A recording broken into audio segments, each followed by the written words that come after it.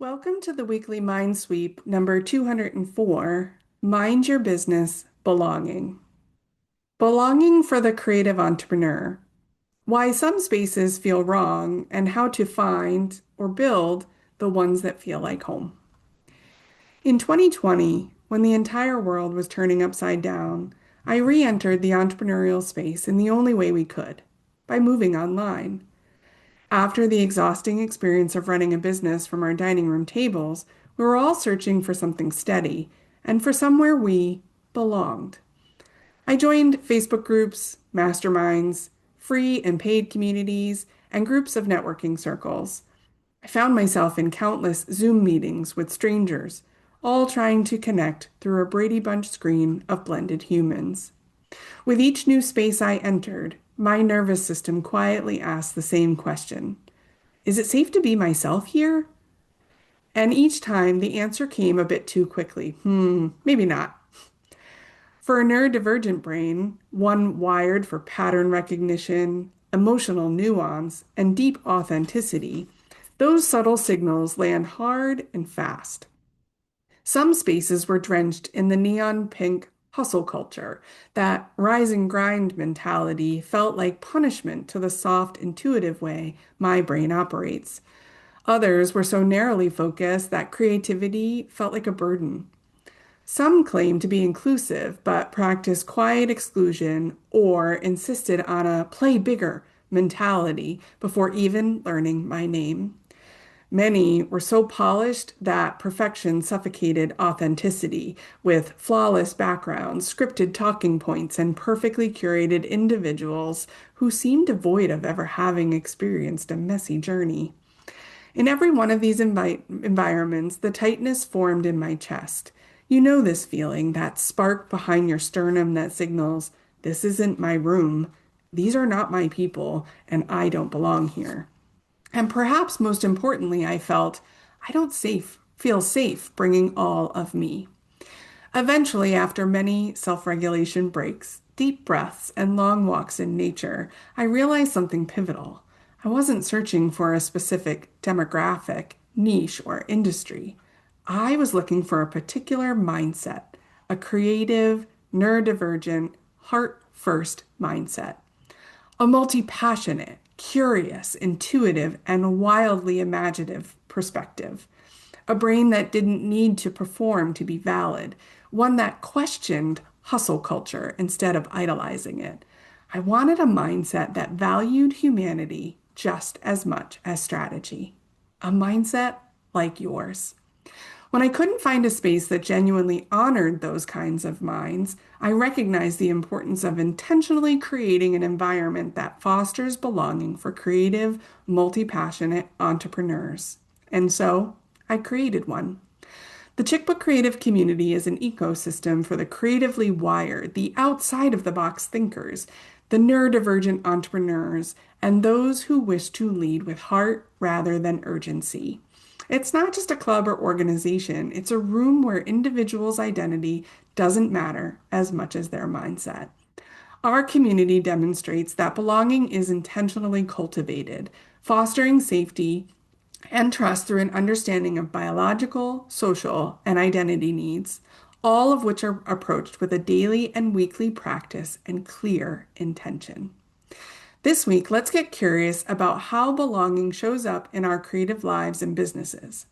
Belonging in business is different from belonging socially. It's not just emotional, it also affects us operationally.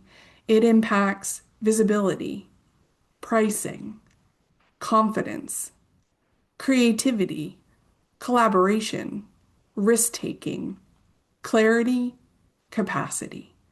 When you feel like you belong in a room, you offer ideas without rehearsing them 12 times first. You speak in your natural voice instead of your professional translation version. You charge in alignment instead of apologizing for your invoice. You collaborate instead of compare. You let your creativity lead. You take strategic risks and you allow yourself to be seen. And when you don't feel like you belong, you shapeshift, you mask, minimize, over deliver, undercharge, apologize, hide your brilliance, shut down your creativity, monitor every word coming out of your mouth. For neurodivergent creative entrepreneurs, this happens fast. Before your conscious mind has a chance to process, your nervous system is already scanning for cues of safety. Our wiring allows for heightened awareness and observation. When we enter a networking event, we instinctively notice patterns, such as groups of people who already know each other, the host's demeanor, and whether the atmosphere is welcoming or exclusive. We recognize the energy in the room, whether it's fast and frantic or warm and inviting, and we discern whether the conversations are inclusive or hierarchical. While we might casually label these sensations as vibes, in reality, our brains are interpreting them as threats or signs of safety. A cold room, threat. A speedy introduction round, threat. A dismissive glance, threat. A table filled with insiders, threat. A host that doesn't acknowledge you, threat. Because our beautiful brains are pattern spotting machines, we don't just see these cues, we also forecast and predict outcomes based on them, which is why many of us leave networking events thinking, ooh, something felt off. I don't think I belonged in there. I must not be the right kind of entrepreneur. Maybe I'm too much or not enough. For many creative entrepreneurs, unfamiliarity registers as danger until proven otherwise. We genuinely experience these feelings, even if the reality is that the environment simply isn't a good fit for us. Yet sometimes our nervous system just needs more information. Belonging is a biological experience before it becomes an emotional or intellectual experience. Let's explore the different layers of belonging can look like within our communities. Number one, biological belonging. Our body's first question is, am I safe here? This is instinctive, automatic, and primal. We may not actually be disengaged. We're accessing risk. Number two, social belonging. Our next question is, do I connect here? Not performatively, but relationally. Are people open, curious, conversational, and is there room for difference? Is it safe to be myself or should I mask myself? And number three, identity belonging. The deepest layer is, do I see myself reflected here? Do the values match? Do the minds feel familiar? Do I recognize my pace, my creativity, my heart? This is why Chickbook Creative works. It was designed from the inside out, starting with the minds, not the marketing. Let's get curious about our host responsibilities and where we need to take personal responsibility. A community is only as safe as the person facilitating it, and safety is a leadership skill, not a personality trait. A good host will name the culture of the room and welcome consistently, not selectively. A good host will understand they may need to slow the pace for regulated conversation and provide space for responses.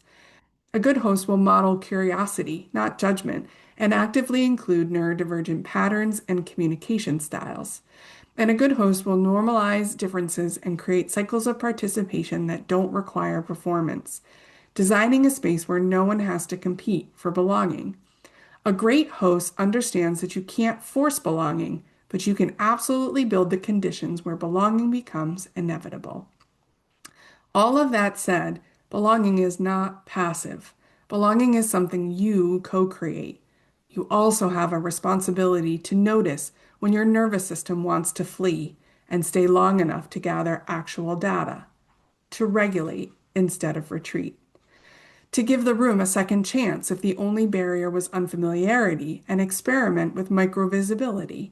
Offer one share, one comment, or one connection, and let yourself be surprised by what unfolds. Belonging requires bravery, not perfection. The concept is simple, not easy, and becomes a practice towards building new neural pathways of safety and belonging. So, should I stay or should I go? Here are 5 practical tools to help a creative entrepreneur discern whether a room is wrong for you or just new. Number 1, the nervous system temperature check. Ask yourself, am I feeling unsafe or is this just unfamiliar? Is this activation based in the room or in my old patterns? Does my body need more time to acclimate? Your first impression is data, not a verdict. Number two, the authenticity test. After the event, reflect. Did I feel like I had to perform? Is that unconscious or by choice?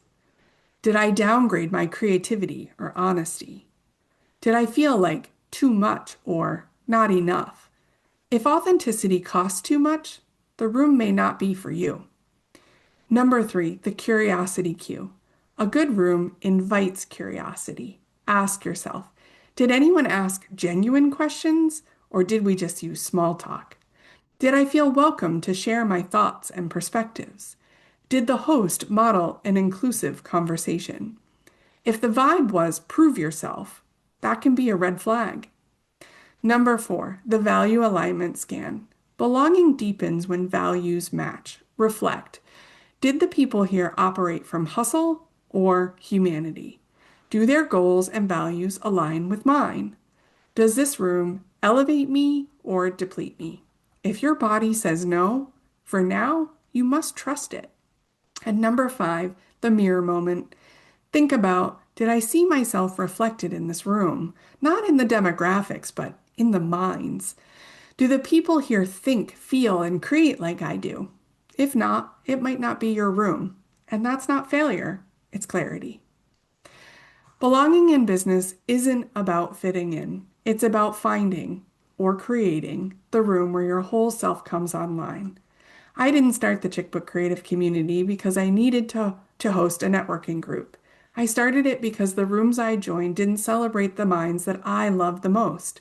I was craving a community of like-hearted, creative entrepreneurs. And now, the room we've built has shaped me as much as I once shaped it.